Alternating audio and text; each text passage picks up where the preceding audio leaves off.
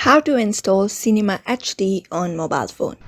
Hi everybody, if you are also wanting to download that application on your device, these are methods you can follow up.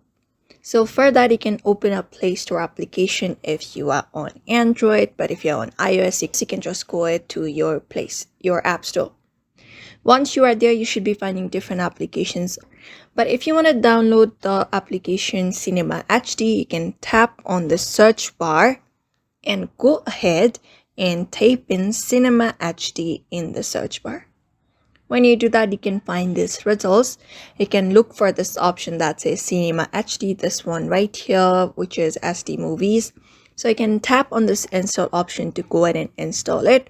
Once it is installed, you can log in and access all features of the Cinema HD and stream movies on that application. So that is it for now. That is how you install Cinema HD on mobile phone. So I hope this video was helpful and thank you for watching this video.